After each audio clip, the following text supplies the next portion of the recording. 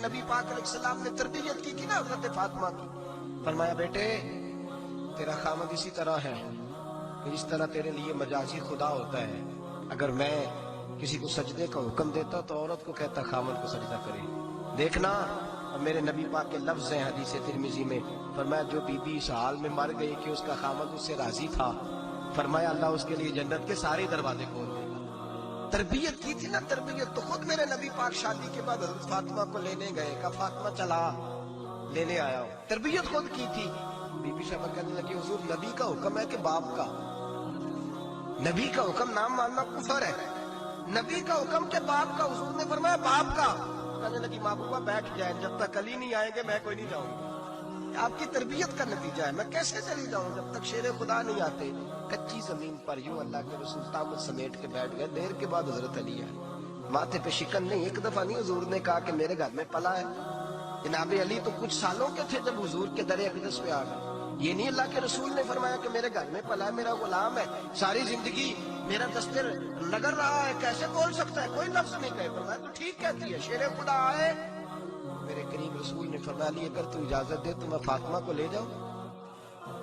تو کہا یا رسول اللہ میں آپ کو اجازت دوں، تو امیر حرم میں فقیر بے نوا، تو کجا من کجا،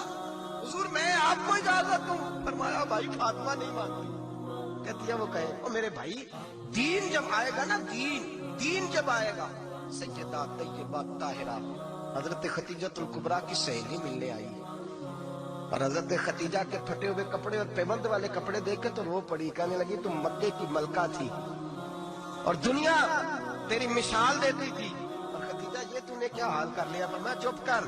میں اس حال میں راضی ہوں جس میں میرے رسول راضی ہیں، پر میں ادھر آؤ، کائنات میں اگر اللہ نے سب سے شان والی بیٹی دی ہے تو مجھے دی ہے، اور میں اس علی کو دے رہا ہوں جس کا مکان بھی کوئی نہیں، کاروبار بھی کوئی نہیں، جس علی کا بظاہر کوئی بینک بیلنس نہیں، کوئی مربع نہیں، کوئی شے نہیں، حضور علی کے پاس کیا ہے، فرمایا میرا علی عشاء کے بعد قرآن شروع کرتا ہے تو فجر سے پہلے ختم کر دیتا ہے،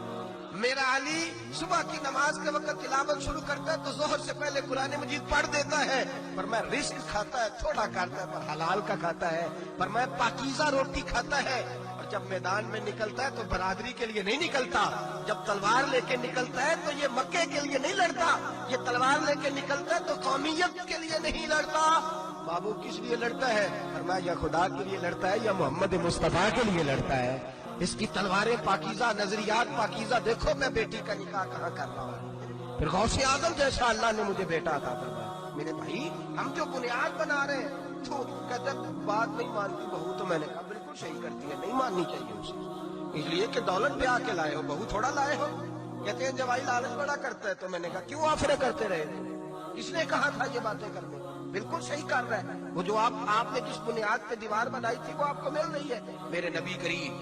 صلی اللہ علیہ وسلم نے فرمایا جب تو گھر بنانے لگے، بچی اور بچے کے لیے رشتہ ڈھونڈنے لگے، دین کو، اگر بچے کے دل میں خوف خدا ہوگا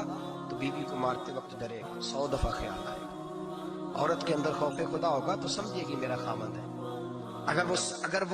وہ نماز سے، قرآن سے، نبی پاک صلی اللہ علیہ وسلم سے وابستہ ہوں گے میاں بیوی، تو ان کے اندر ضرور کچھ نہ کچھ تصور